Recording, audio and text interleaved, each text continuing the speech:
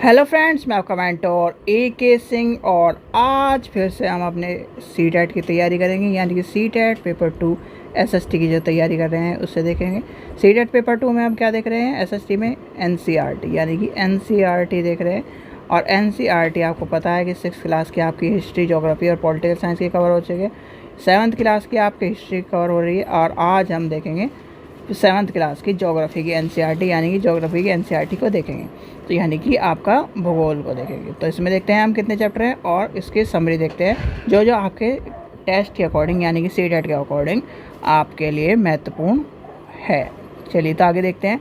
इसमें सबसे पहला क्या है, चैप्टर पर्यावरण है। हमारी पृथ्वी के अंदर है, हमारी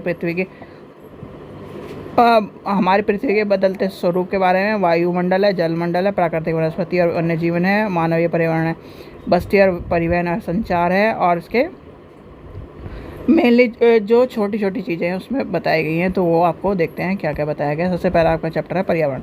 तो पर्यावरण के चैप्टर में आपको पूछा जाता है पर्यावरण का अर्थ है जो, यानी कि अगर पर्यावरण के अर्थ आपको अब पढ़ना पड़े तो आपको एक तरह से टाइम वेस्ट करने वाली बात है, क्योंकि पर्यावरण का अर्थ कहाँ पढ़ लिया आपने, पेपर 1 में। यानी कि पेपर 1 जो है हमारा EVS का जो है उसमें हमने पर्यावरण पढ़ लिया, तो आगे हमें इतनी चीज़ इम्पोर्टेंट नहीं है। अब जो इम्पोर्टेंट है आपका सबसे पहले चैप्टर में पर्यावरण के घटक। पर्यावरण के घटक में आपसे पूछा जाता है, तो पर्यावरण के घटक कौन से, प्रकृति है, मानव है और मानव निर्मित है। यानी प्रकृति में क्या आ जाएगा, वायुमंडल, स्थलमंडल, यानी जैवमंडल और जलमंडल, यानी कि ये चारों आ जाएंगे। फिर आता है मानव निर्मित में इमारतें, पार्क आ जाएंगे, पुल आ जाएगा जो मानव ने बनाया है। फिर आ जाएगा मानव में एक व्यक्ति, परिवार, समुदाय, धर्म, शिक्षा, यानी कि शिक्षक और शिक्षा, इस तरह से आ जाएगा। फिर आर्थिक और राजनीतिक स्थिति, ये आपके आ जाएंगे पर्यावरण के घटक में। थोड़ा सा आपको दिख रहा होगा। फिर आता है जो इम्पोर्टेंट आता है जैविक और अजैविक क्या है, यानी कि जैविक और अजैविक पूछा जाता है, तो आपको CTET में पता होना चाहिए जैविक और अजैविक क्या है। सजीव यानी कि सजीव प्राणियों का संसार, पादप जंतु जिसे कहते हैं जैविक, और अजैविक कौन सा है, निर्जीव पदार्थों का संसार यानी कि स्थल, उसे कहते हैं अजैविक। ठीक है, चलिए आगे चलते हैं। शाब्दिक उत्पत्ति, ये आपको पड़ोस के बारे में बताया गया।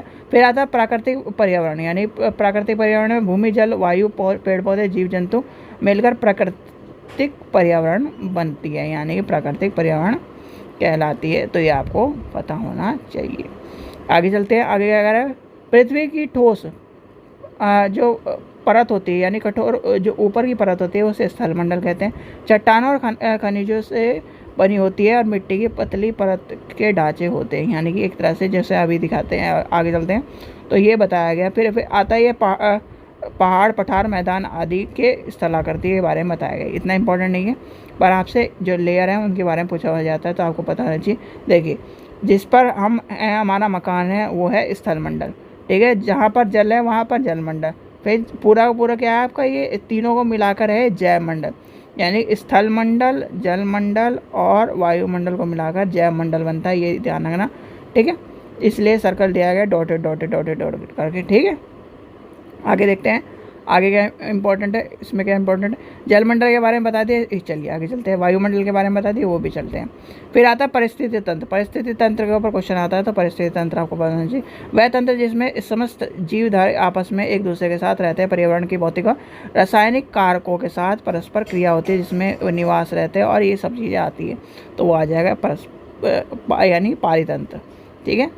ठीक है, चलिए आगे चलते हैं, देखते हैं और क्या इंपॉर्टेंट है। इसमें ये इंपॉर्टेंट नहीं है, छोड़िए।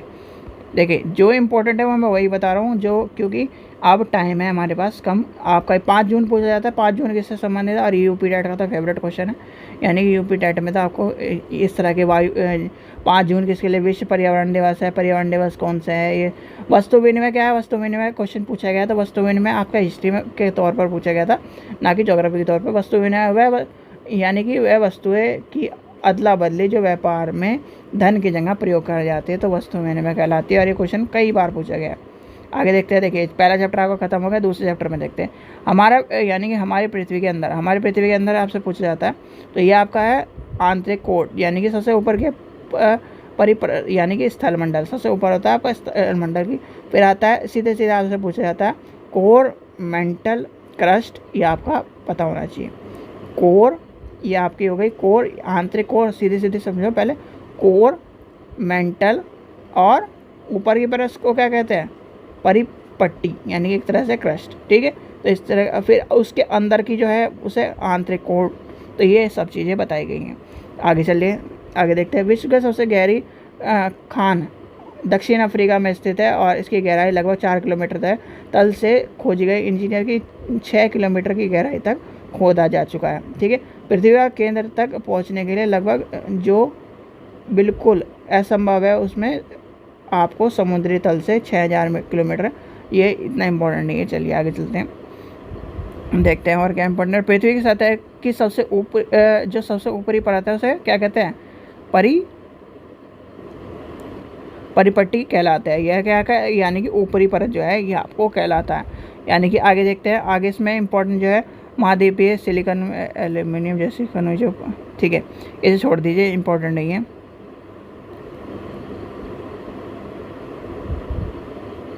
एक चीज़ इम्पोर्टेंट है इसमें जो है आपसे ये पूछा जा सकता है, यह सबसे पतली परत होती है। यह महाद्वीपीय सहित 35 किलोमीटर और समुद्री तल में केवल 5 किलोमीटर तक है। महाद्वीपीय सहित मुख्य रूप से सिलिका और एल्युमिनियम जैसे खनिज से बनी होती है, इसलिए इसमें क्या कहते हैं, सिलीएल कहते हैं, यानी कि इसे सिलिकॉन और एल्युमिनियम के रूप में कहा जाता है। और ये क्वेश्चन थोड़ा सा इम्पोर्टेंट है के तौर पर मानते हैं, तो इसलिए ये आपको पता होना चाहिए, ठीक है। इसलिए इस पार्ट में ये आपको पता होना चाहिए, ठीक है, समझ गए आप। चलिए आगे चलते हैं, आगे देखते हैं इम्पोर्टेंट क्या है। जिसके त्रिभुजा लगभग कितने में, ठीक है, ये छोड़ दीजिए। पृथ्वी की आयात केवल 1% हिस्सा, इसे भी छोड़ दीजिए। फिर आता है आग्नेय, ये आता है सिलिकॉन, इंडियस और मेटामॉर्फिक, ये आपसे पूछे जाते हैं, तो इन्हें शाब्दिक उत्पत्ति को याद कर लेना। जीवाश्म क्या है, शैल की परत में दबे मृत पौधे, यानी कि एक तरह से मान लीजिए आज आप कि किसी ने, यानी कि आपने एक पेड़ को दबा दिया मार के, यानी एक तरह से तो उसे काट पीट के दबा दिया पेड़, यानी कि धरती में, और आपका कोई जानवर वानवर है या व्यक्ति है जिसे दब जाता है, तो करोड़ों साल बाद वो क्या होता है, एक जीवाश्म के रूप में बन जाता है, तो उसे कहते हैं जीवाश्म। एक सीधी फॉर्म में आपको मैंने बता दिया। फिर आता है, देखिए इसमें क्या कहता है, शैल और खनिज के बारे में। पृथ्वी के परत पर अनेक शैल जैसे होती है, और इसमें क्या कहता है, ये शैल के बारे में कहलाता है, यानी कि पृथ्वी की परतीय बनाने वाली खनिज पदार्थ के प्राकृतिक पिंड को शैल कहते हैं, ठीक है। आगे देखते हैं, मुख्य रूप से शैल 3 प्रकार की होती है, आग्नेय, अवसादी और कायांतरित। ये आपसे पूछा जाता है, तो इसलिए आपको पता होना चाहिए। आग्नेय शैल, ओके, आग्नेय शैल, अवसादी शैल और कायांतरित शैल, ठीक है। चलिए आगे चलते हैं, फिर देखते हैं आग्नेय शैल क्या कहलाता है। आग्नेय शैल जो होती है एक तरह से इसका, यानी कि इसमें क्या है, द्रव्यमान लाल लावा पृथ्वी की सतह पर आता है और ठंडा हो जाता है, तो इसे क्या कहते हैं, आग्नेय शैल, ठीक है। आग्नेय मतलब आग टाइप की। चलिए आगे चलते हैं, आगे देखते हैं इसमें कौन सा इंपॉर्टेंट है। ये आपको पता है ताजमहल यानी कि लाल किला किससे बना है, लाल किला लाल बलुआ पत्थर, और ताजमहल जो है सफ़ेद बलुआ पत्थर से बना है। ये आपको डायग्राम याद कर लेना है, शैल चक्र, यानी शैल चक्र का आप ये डायग्राम याद कर लेंगे तो सारी चीज़ें आपको पता चल जाएगी। देखिए ये आपका, यानी कि बाहर का गया तो यानी कि आग्नेय शैल आ जाएगी। फिर अवसादी गया, छोटे छोटे टुकड़े हो गए। फिर अवसादी शैल जो होगा इसकी जो अंदर की है, कायांतरित शैल, ये आ गया आपको। निश्चित दशाओं में एक प्रकार के शैल चक्र के तरीके के एक दूसरे के परिवर्तन होते हैं, जैसे सेल के, यानी एक सेल से दूसरे सेल में परिवर्तन होने के लिए इस प्रक्रिया को शैल चक्र कहते हैं, यानी एक प्रक्रिया से दूसरी प्रक्रिया में होने के लिए शैल चक्र कहा जाता है। चलिए आगे चलते हैं और देखते हैं इसमें इंपॉर्टेंट क्या है।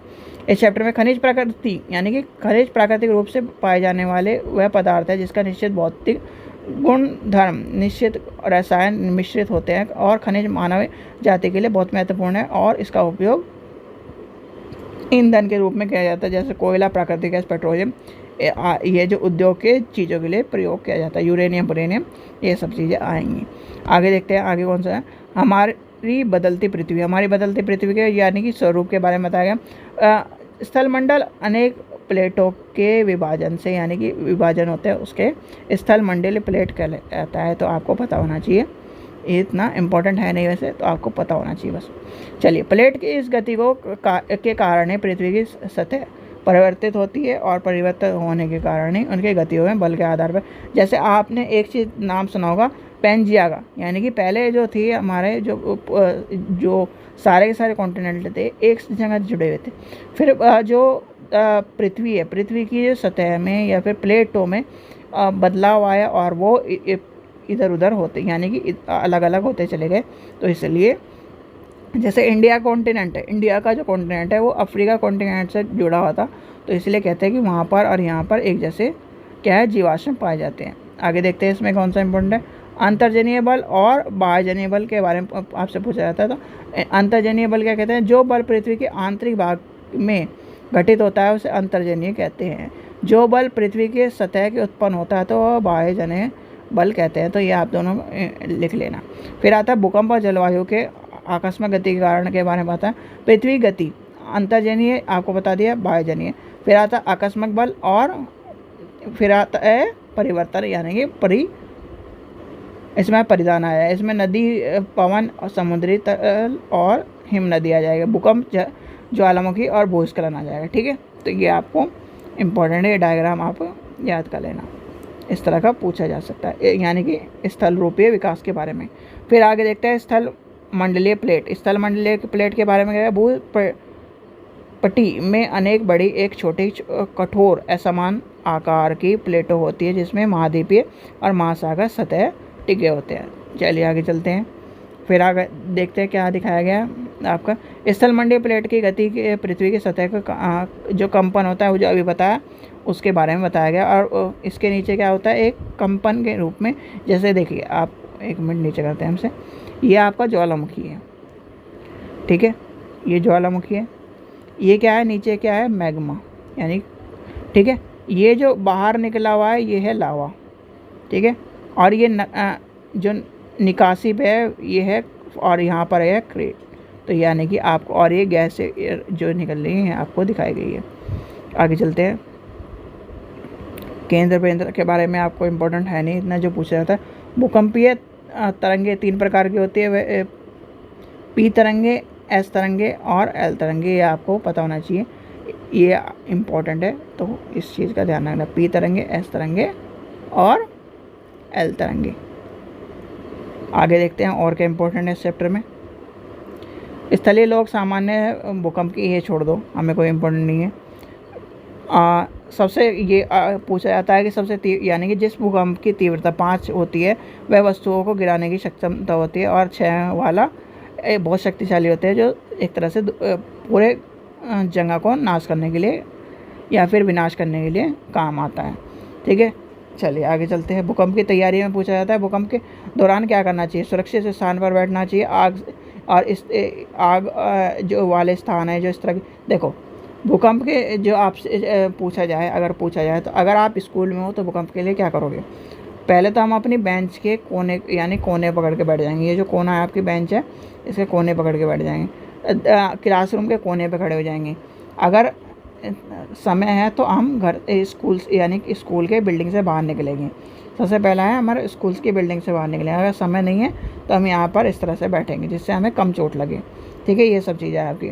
क्या आप जानते हैं, यानी कि इसे छोड़ दीजिए, क्या आप जानते हैं, छोड़ दो। विश्व के जो हज़ारों छोटे छोटे जल प्रवाह, सबसे ऊंचा जल प्रवाह दक्षिण अफ्रीका में, ये बताया गया है। ये आपको छोड़ दो, ये इंपॉर्टेंट नहीं है। देखते हैं, फिर आगे देखते हैं। जब नदी के क्षेत्र में प्रवाहित करती है और मोड़दार मार्ग पर बहने लगती है तो इस नदी के बड़े मोड़ को वी सर्प कहते हैं। ठीक है, जैसे सर्प की आकृति की बताई गई है। फिर आगे देखते हैं समुद्री तरंग के कार्य, यानी कि इतना, ये भी आपका इंपॉर्टेंट नहीं है। चलिए आगे चलते हैं, देखते हैं और क्या इंपॉर्टेंट है। इसमें तीसरे चैप्टर में जो इंपॉर्टेंट था वो बता दिया है। आगे चलते हैं, देखते हैं। फिर आता है वायु। वायु क्या इंपॉर्टेंट है, वायु हमारे चारों तरफ है, तो वो बताया गया। वायुमंडल के बारे में पूछा जाता है कि वायुमंडल क्या है, वो आपको बता दिया गया। ये आपको सबको पता है कि 75, यानी कि इसमें पूरे इसमें से 21% ऑक्सीजन है और इतने 78% नाइट्रोजन है, ये पूछा जाता है। आगे चलते हैं। गर्म होने की यानी कि गर्म होने फैलती है, ये भी छोड़ दी। इसमें जो इम्पोर्टेंट है यहाँ पर ध्यान रखना, मैं थोड़ा छोटा कर रहा हूँ इस चीज़ को, ये आप अब ये चीज़ ध्यान रखो। देखो ये आपका है क्षोभ मंडल, क्षोभ मंडल देखिए ये यहाँ पर आपका 10 पे हो गया और इसके ऊपर उड़ रहा है हवाई जहाज़। तो यानी कि आपसे क्वेश्चन पूछा जाता है कि जो हवाई जहाज़ है वो कौन सी परत में उड़ता है, तो आपको पता नहीं समताप मंडल में उड़ता है। ठीक है, समताप मंडल में उड़ता है। और क्षोभ मंडल में हवाई जहाज़ क्यों नहीं उड़ाते, क्योंकि यहाँ पर आपके बादल होते हैं। ठीक है, और अगर बादलों में उड़ा दिया, और जो ये है क्या, एक तरह से लोहे का टीन है, और लोहे का टीन यानी कि उसमें क्या होगा, इलेक्ट्रिक पास हो जाएगी, और जैसे इसमें क्या ना जो बिजली कड़कती है तो आपको पता है कि उसमें करंट फ्लो हो जाएगा और उससे दिक्कत है। ये आपका मध्यमंडल, फिर आपका आ जाएगा मध्यमंडल क्या है, वायुमंडल, ये आपका आ जाएगा। ठीक है, चलिए आगे चलते हैं, देखते हैं इसमें क्या इम्पोर्टेंट है। ये आपको बताया गया कि जो हमारे वायुमंडल के 5 परतें हैं, क्षोभ मंडल, समताप मंडल, मध्यमंडल, वायुमंडल और ब्रह्ममंडल। ठीक है, क्षोभ मंडल ये परतें वायुमंडल की सबसे महत्वपूर्ण परत है। इसमें औसत 13 किलोमीटर तक इसकी जो मंडल है यानी कि एक तरह से मौसम की सारी घटनाएं इसी में होती हैं। ठीक है, फिर आता है समताप मंडल में, इसमें क्षोभ मंडल के ऊपर के भाग होता है और ये 50 किलोमीटर तक होता है, और इसमें क्या होता है, आपका हवाई जहाज उड़ता है। ठीक है, चलिए आगे चलते हैं। ये आपका ब्रह्ममंडल है, ये आपके जो पूछा जाता है तो ऊपर के 2 पूछे जाते हैं। फिर आता है वायुमंडल के मौजूद तापमान के शीतल परिणाम और ताप कहते हैं। ठीक है, आगे देखते हैं। अतपन में एक महत्वपूर्ण कारक है जो तापमान के वितरण को प्रभावित करने के सूर्य से आने वाले वह ऊर्जा के पृथ्वी को रोकता है, तो ये आपको पता होना चाहिए। फिर जो कारण क्या है, यानी कि वो क्या है, जो ओजोन। ठीक है, ओजोन। चलिए आगे चलते हैं, आगे देखते हैं। ताप को यानी कि ताप के बारे में बताया गया। ताप को मापने के कारण यानी कि डिग्री में मापा जाता है, और ये क्या है, जब जल ठंडा हो तो उसका 0 डिग्री, और जब गर्म हो तो 100 डिग्री बताया गया, 100 डिग्री सेल्सियस। फिर आगे देखते हैं, पृथ्वी की सतह पर वायुमंडल के, ये इंपॉर्टेंट नहीं है, इसे छोड़ दीजिए, इतना टाइम वेस्ट नहीं करना हमें। आगे देखते हैं, पवन का नाम अनेक यानी कि जो दिशा के बारे में बताया गया उसके बारे में छोड़ दीजिए, इतना ये पूछा नहीं जाता। स्थानीय पवन, मौसमी पवन और यानी कि स्थायी पवन जो है आपकी स्थानीय पवन, मौसमी पवन क्या है, व्यापारी पश्चिम में और पूर्व पवनें स्थानीय पवन कहलाती है। वर्षा यानी कि वर्ष भर लगभग निश्चित चलती रहती है। मौसमी पवन क्या होती है, एक मौसम में आती हैं जो भारत के मौसम में, आपने देखा होगा कि अभी मौसम नहीं आया, हम ये सब्ज़ी नहीं बोएंगे, हम ये फसल नहीं बोएंगे, तो वही है आपकी मौसमी फसल जो होती है, मौसमी सब्जियां और मौसमी जो फल होते हैं, इसलिए क्योंकि वो मौसम के हिसाब से ही बोए जाते हैं, उसी के हिसाब से, और आपका चलता रहता है। चलिए आगे चलते हैं। आर्द्रता, आर्द्रता यानी कि ये इंपॉर्टेंट है, इस चीज़ को ध्यान रख लेना, ये सीटेट में आ चुका क्वेश्चन है, तो आपको ये डायग्राम सारे के तीनों के तीनों याद करना है। चक्रवर्ती वर्षा यानी कि चक्रवर्ती वर्षा में क्या है, ऐसे उठ रहा है और ऐसे उठ रहा है, ठंडी यहाँ से, और डायग्राम देके पूछा गया तो आपको ये पता होना चाहिए। फिर आता है पर्वतीय वर्षण, पर्वतीय वर्षा में क्या है, पर्वत के ऊपर गिर रहा। फिर होता है जो एक तरह से जो नॉर्मल जगह का यानी कि जो हर टाइम वर्षा होती है, तो इसका तरह दिखाया गया है। ठीक है, चलिए आर्द्रता क्या है, आर्द्रता आपकी क्या है, वायु में किसी समय जलवाष्प की मात्रा आर्द्रता कहलाती है, तो आपको पता होना चाहिए आर्द्रता क्या है। वायुमंडलीय जलवाष्प का अत्यधिक होता है जो उसके आर्द्रता के आर्द्र दिन कहलाते हैं। ठीक है, ये आपको पता होना चाहिए। चलिए तो आगे देखते हैं इसमें क्या इंपॉर्टेंट है। देखिए ये चैप्टर आपका खत्म हो गया है, आगे देखते हैं आगे आपका नेक्स्ट चैप्टर कौन सा शुरू होता है। आगे आता है जल, यानी कि जल के बारे में बताया गया, और जल के वही आपको मेनली इससे 2 या 3 क्वेश्चन मिलते हैं, और वो भी कभी कभार आपसे पूछा जाता है कि जल के, एक तो जल चक्र के बारे में पूछा जाता है, और जल के जो हमारे महत्वपूर्ण कारण है उसके बारे में पूछा जाता है। चलिए आगे चलते हैं। ये वाला जो आपने ये चक्र यानी कि एक तरह से थलशाला यानी कि एक बोतल के अंदर पूरा का पूरा इकोसिस्टम बनाने वाला है, जो आपने वीडियो कई बार देखा होगा, एक मोटा सा आदमी और वो खूब मोटी सी बोतल में पूरा उसने इकोसिस्टम बनाया हुआ, वो आपने वही एग्जांपल एक तरह से यहाँ पर दिखाया गया। फिर आपका है जल चक्र, यानी कि जल चक्र में क्या है भाई, यहाँ से ये पानी है, पानी वाष्प करके उड़ा, फिर यहाँ पर आया यानी कि बादलों में इकट्ठा हुआ, और फिर ये क्या करा, बादलों से गिरा, और ये फिर पहाड़ आके फिर वापस, यानी कि पूरा का पूरा एक चक्र बन गया। इसलिए कहते हैं हर जो चीज़ होती है वो जल चक्र के रूप में नापी जाती है। आगे देखते हैं, आगे क्या है, प्रमुख समुद्र, झील और नदियों के बारे में बताया गया। और आपको पता ही है कि जो महासागर है, यानी कि महासागर कितने हैं, महासागर आपको कितने बताए गए हैं। देखिए यहाँ पर क्या लिखा है, सबसे बड़ा महासागर है आपका प्रशांत महासागर, और ये सबसे आपको पता होना चाहिए। और एक जो देश के रूप में महासागर का रूप माना जाता है वो है हिंद महासागर। ठीक है, आगे देखते हैं इसमें कौन सा इंपॉर्टेंट है, ये आपका इंपॉर्टेंट नहीं है। देखते हैं और देखते हैं, ये एग्जाम्पल दिया गया है, एग्जाम्पल हमारे लिए इंपॉर्टेंट नहीं है। महासागरीय परिचर यानी कि आपका इंपॉर्टेंट नहीं है। फिर देखते हैं ये आपका जो इम्पोर्टेंट अगर आपका आ जाए तो 22 मार्च किसके लिए विश्व जल दिवस के रूप में मनाया जाता है, तो आपको ये पता होना चाहिए। चलिए आगे देखते हैं, तरंगे क्या होती है। तरंगे आपको पता ही है, तरंगे इतना इंपॉर्टेंट नहीं है, जो आपका इंपॉर्टेंट होगा वो आपको बता दिया जाएगा। सुनामी पूछा जाता है, सुनामी आपका कहाँ का शब्द है, सुनामी आपका जापान का भाषा का शब्द है, तो ये आपसे पूछा जाता है, तो इसलिए आपको पता होना चाहिए। और इसका अर्थ क्या है, अर्थ क्या लिखा गया है, पोताशीय तरंगे, यानी कि आपको बताना पड़ेगा अगर ये पूछा गया तो। फिर अगर सुनामी के बारे में देखें और कुछ इंपॉर्टेंट है कि इसमें, ये देखिए ये डायग्राम आपका बहुत ही इम्पोर्टेंट है, और इस पर एक तरह से ज्वार भाटे की बात बताई गई है। लघु ज्वार भाटा जब सूर्य और ये आपका चंद्रमा यहाँ पर है और पृथ्वी का बल जब इस पर लगा हुआ है इस तरफ को, यानी कि इस तरफ को बल लगा हुआ है तो क्या आएगा लघु, और जब व्रत आएगा तो यानी कि इसमें जब क्या होता है चंद्रमा। देखो आपने देखा होगा जब सूर्य आपका चंद्र ग्रहण होता है, यानी कि चंद्र ग्रहण जब होता है तब आपको ये कहा जाता है कि जो ये मछुआरे होते हैं उन्हें समुद्र में नहीं भेजा जाता, यानी कि उन्हें मछली पकड़ने के लिए भेजा नहीं जाता रात के समय, यानी कि चंद्रमा जब निकल जाता है उस टाइम पर भेजा नहीं जाता। क्यों नहीं भेजा जाता, उन्हें मना कर दिया जाता है क्योंकि उस टाइम ज्वार भाटा आने की संभावना ज़्यादा होती है, इसलिए इस चीज़ का ध्यान रखना। आगे देखते हैं आगे क्या इंपॉर्टेंट है हमारे लिए। महासागरीय धारा, ये इतना इम्पोर्टेंट नहीं है, ये आपका चौथा यानी 5वां चैप्टर भी खत्म हो गया। फिर देखते हैं प्राकृतिक वनस्पति एवं वन्य जीवन, यानी कि प्राकृतिक वनस्पति में आपको पूछा जाता है तो क्या देखते हैं क्या इंपॉर्टेंट है। उष्णकटिबंधीय सदाबहार वन, उष्णकटिबंधीय सदाबहार वन के ऊपर हर हालत में क्वेश्चन आएगा तो आपको पता होना चाहिए। ब्राज़ील के उष्णकटिबंधीय सदाबहार वन इतने विशाल हैं कि वहाँ पृथ्वी की फेफड़े के तरह रूप में माना जाता है, और ये इम्पोर्टेंट लगा लो। चलिए, एनाकोंडा विश्व का सबसे बड़ा सांप है और उष्णकटिबंधीय वर्षा वन में पाया जाता है। ये क्या है, सबसे बड़ा सांप है, ये भी इम्पोर्टेंट लगा लो।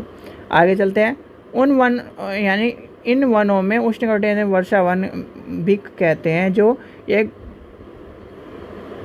मिनट, ठीक है, ये आपका आ जाएगा घने वन भूमध्य रेखा और उष्णकटिबंधीय के पास पाए जाते हैं। यह क्षेत्र गर्म होता है और वह पूरे वर्ष तक अत्यधिक वर्षा होती है। क्योंकि और आपसे क्वेश्चन पूछा जाए कि भारत में, यानी कि भारत का कौन सा ऐसा राज्य है जहाँ पर पूरे 12 मास यानी कि आपको वर्षा का मौसम मिलेगा, तो वो कौन सा है, चेरापूंजी, यानी कि एक तरह से जो आसम के पास। ठीक है, याद कर लेना। आगे देखते हैं आगे इसमें इम्पोर्टेंट क्या है। फिर आता है उष्णकटिबंधीय पर्णपाती वन। उष्णकटिबंधीय पर्णपाती वन क्या होता है, उष्णकटिबंधीय पर्णपाती वन मानसून वन होते हैं जो भारत, उत्तरी ऑस्ट्रेलिया और मध्य अमेरिका में बड़े हिस्से में पाए जाते हैं। ये आपसे क्या पूछा जाएगा कि कहाँ कहाँ पाए जाते हैं, तो आपको ये वर्डिंग याद कर लेनी है। इन क्षेत्रों में मौसम के परिवर्तन होते हैं और जल संरक्षण रखने के लिए सूक्ष्म मौसम में यहाँ के वर्षा पत्तियाँ झड़ जाती हैं, यानी कि पत्तियाँ झड़ जाती हैं और नई वर्षा पत्तियाँ आ जाती हैं। आगे देखते हैं, फिर आता है शीतोष्ण सदाबहार वन। ये कहाँ है शीतोष्ण सदाबहार वन मध्य अक्षांश के तटीय प्रदेशों में स्थित है। ये सामान्यतः महाद्वीप के पूर्व किनारों पर पाए जाते हैं, जैसे दक्षिणी पूर्व अमेरिका, दक्षिणी चीन, दक्षिणी पूर्व ब्राज़ील। यहाँ बांस, चीड़ और इस तरह के यूकेलिप्टस यानी कि यूकेलिप्टस जैसे कि इसकी खेती होती है। ठीक है, आगे चलते हैं। फिर आता है शीतोष्ण पर्णपाती वन, यानी शीतोष्ण पर्णपाती वन उच्च अक्षांश की ओर बढ़ने अधिक शीतोष्ण पर्णपाती वन मिलते हैं। ये उत्तरी पूर्व अमेरिका, चीन, न्यूजीलैंड, चिली, पश्चिमी यूरोप तटीय प्रदेश में पाए जाते हैं। फिर आता है मध्य सागरीय वनस्पति। यानी कि वन संपत्ति जो आपकी है उसके बारे में बताया गया। इसमें क्या है, जो महाद्वीपीय और उत्तरी पूर्व किनारों पर अत्यधिक पाए जाते हैं, ये वाले आ जाएंगे। आगे देखते हैं शंकुधारी। शंकुधारी क्या है, उत्तरी गोलार्ध में उच्च अक्षांश यानी कि उच्च अक्षांश 50 से 70 डिग्री के मध्य शंकुधारी वन पाए जाते हैं और इन्हें टेंगा भी कहा जाता है। तो ये आपसे पूछा जाता है, तो इसलिए इसको लगा लो, ठीक है। आगे देखते हैं आगे क्या इंपॉर्टेंट है, ये आपको बता दिया। ये कहाँ का है, रूसी भाषा का शब्द है। चलिए घास स्थल यानी घास स्थल आपको पता, उष्णकटिबंधीय घास स्थल जो है ये आपके घास स्थल है, ये आपको बताया जहाँ पे घास के मैदान ज़्यादा है। फिर आगे चलते हैं, देखिए आगे क्या है इंपॉर्टेंट, चितोष घासीय कोटि, ये इंपॉर्टेंट इतना इंपॉर्टेंट नहीं है, ये आपका ये वाला भी चैप्टर खत्म हो जाएगा इस तरह से। फिर आता है 7वां चैप्टर, मानवीय पर्यावरण, बस्तियाँ, परिवहन और संचार, यानी परिवहन और संचार के बारे में आता है। तो इसमें सिर्फ एक बस्तियों के बारे में आता है, ऋतु प्रवास क्या क्या होता है, और ये सब चीज़ें पूछी जाती हैं कभी कभार पूछी जाती है, ज़्यादा नहीं पूछी जाती। ऋतु प्रवास ये आपको देखिए यहाँ पर एक मिनट, हाँ ये लिखा हुआ है, लोग के यानी कि लोगों के मौसमी आवागमन में ऋतु प्रवास कहलाते हैं। जो लोग पशु पालने के लिए मौसम के परिवर्तनों के अनुसार एक चरागाह जो खोजते हुए निकल जाता है। यानी कि ये मान लीजिए ये है पहाड़, सीधे एक एग्जांपल समझो भाई, आज पड़ने लगी गर्मी, यानी कि गर्मी पड़ने लगी, तो गर्मी पड़ने के टाइम पर क्या करेंगे, ये चले जाएंगे पहाड़ के ऊपर, ठीक है। अब यहाँ पर पड़ने लगी बर्फ़, यानी बर्फ़ पड़ने लगी तो ये आ जाएंगे नीचे, यानी अब और जाते किसके साथ हैं, अपने बकरियों के साथ, यानी कि अपनी बकरियों को गर्मी के टाइम पर ऊपर चराने के लिए और एक तरह से उन्हें खाने पीने के लिए और उनके साथ मतलब रहने के लिए। अब आप गर्मी में हैं तो आप कहाँ रहना चाहोगे, एसी में रहना चाहोगे। तो एसी में रहना चाहोगे तो भाई आप क्या करोगे, एसी में रहने की जगह आप क्या कर दोगे, सीधे के सीधे हम ठंडे मौसम में रहने चले जाएंगे, यही तो करोगे आप। तो वही काम है यहाँ पर क्या हो जाएगा, ठंडे के मौसम यानी कि गर्मी में ऊपर चले जाएंगे ये पहाड़ पर, और सर्दियों में नीचे आ जाएंगे, ये आपका बताया गया है इसमें। आगे चलते हैं, आगे देखते हैं आगे क्या इंपॉर्टेंट है हमारा। चलिए आगे देखते हैं आगे क्या इंपॉर्टेंट है। आगे देखते हैं इसमें प्राकृतिक, ये आपका इंपॉर्टेंट नहीं है मोटे तौर पर, ये आप ये तो सब कुछ आपने ईवीएस में पढ़ ही चुका है, तो आपको इतना इधर उधर भटकने की ज़रूरत नहीं है। चलिए परिवहन के बारे में पता है। परिवहन यानी परिवहन के में 3 तरह के आते हैं, वायु परिवहन और ये यानी कि स्थल और आपका जल परिवहन, ये तीनों आपको पता ही है। यानी सड़क मार्ग आ जाएगा इसमें, सड़क में पक्की सड़क और ये सब आ जाएंगे। फिर आपका कौन सा ये आ जाएगा, फिर सड़क के बाद रेल मार्ग और रेल मार्ग के बाद जल मार्ग, ठीक है। तो इतना इम्पोर्टेंट हम मान के नहीं चलते। वायुमंडल यानी कि वायु मार्ग में आपको पता है हेलीकॉप्टर से चल जाते हैं। फिर आता है संचार मार्ग, यानी संचार मार्ग में क्या है आपका, आप यानी कि जैसे आज के टाइम पर व्हाट्सअप है, पहले टाइम पे क्या होता है पोस्ट, यानी कि पोस्ट ऑफिस से क्या होती थी संदेशों को भेजा जाता था, वो सब आ जाएंगे। फिर आता है न्यूज़पेपर, टीवी के द्वारा, ये सब आ जाएंगे, ठीक है। चलिए आगे चलते हैं, आगे देखते हैं। इस चैप्टर में भी ये ख़त्म हो गया।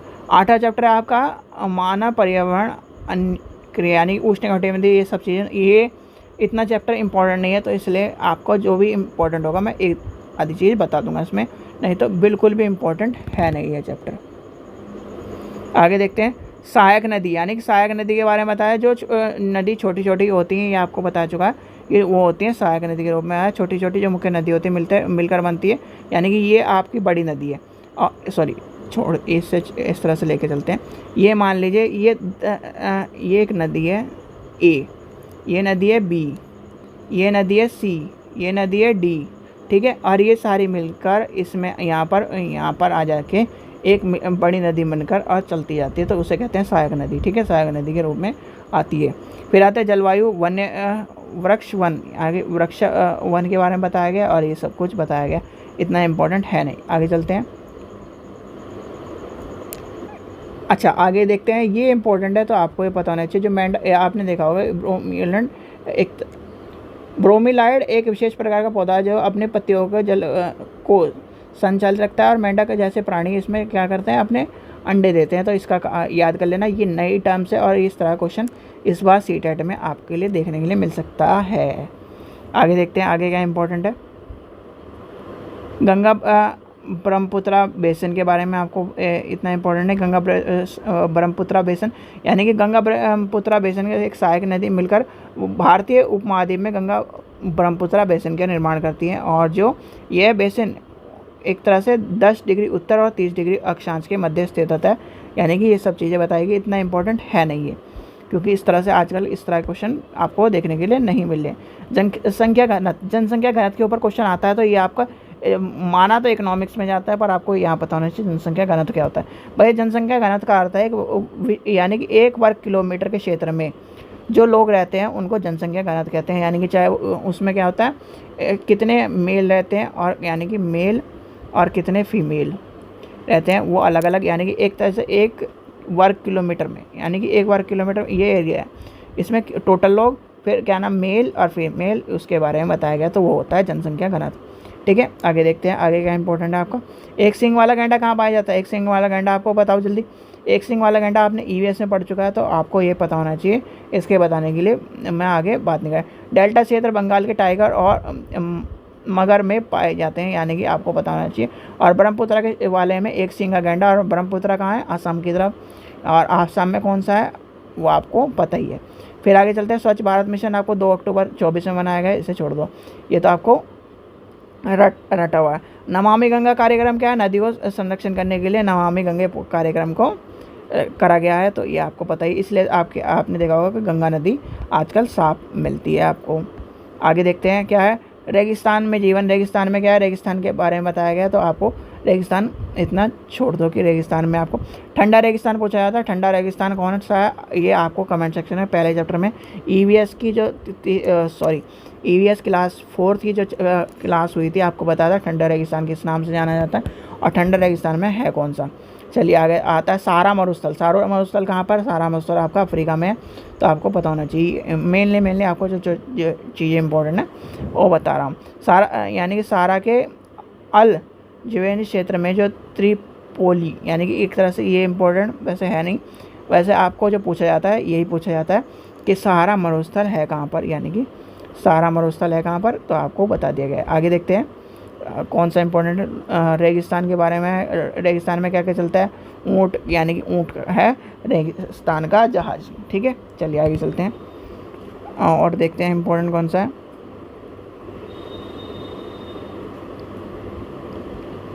यानी कि ये आपसे पूछा जा सकता है, तो अगर ये पूछा जाता है तो आपको पता होना चाहिए। पृथ्वी के सबसे ठोस स्थान में से एक द्रास लद्दाख में स्थित है। फिर लद्दाख शब्द 2 शब्दों से मिला है। ल का अर्थ है परिवर्तन, दर्रे, और दाग का मतलब है देश, तो ये भी आपको पता होना चाहिए। थोड़ा सा इस तरह की चीज़ें जो पूछी जाती हैं वो कभी कभी, यही हमारे आजकल के जो एसएसटी के पेपर के जो एक तरह से बिल्कुल विनाश के रूप में लेके जा रही है ना, तो वो यही कारण है कि इसमें छोटे छोटे जो टर्म है ना, जो क्या आप जानते हैं, क्या जानते हैं, यही करते हैं सबसे बेकार काम। चलिए आगे चलते हैं, देखते हैं और क्या इंपॉर्टेंट है। ये फिर डेफिनेशन दी गई है, और इसका यानी कि ये आपकी हो गई बुक ख़त्म, यानी कि क्लास 6 की तो सारी ख़त्म हो गई, क्लास 7 की आपकी हिस्ट्री ख़त्म हो गई, ज्योग्राफी ख़त्म हो गई, कल आपकी पॉलिटिकल ख़त्म हो जाएगी। फिर आपका जो होगा बचेगा क्या? ज्योग्राफी के बाद फिर 3 आपकी बुक बचेंगी क्लास 8 की, हिस्ट्री, ज्योग्राफी और पॉलिटिकल, यानी कि जिससे आपका जल्दी खत्म हो जाए। फिर आप यहाँ टैग वर्ड्स भी देखने हैं, जिससे टैग वर्ड से आपको पेपर आसानी से सॉल्व कर पाओ। ठीक है बच्चों, चलिए आशा करता हूँ आपको वीडियो पसंद आई। वीडियो पसंद आई तो लाइक करें, चैनल को सब्सक्राइब करें, वीडियो को ज़्यादा से शेयर करें। Thank you.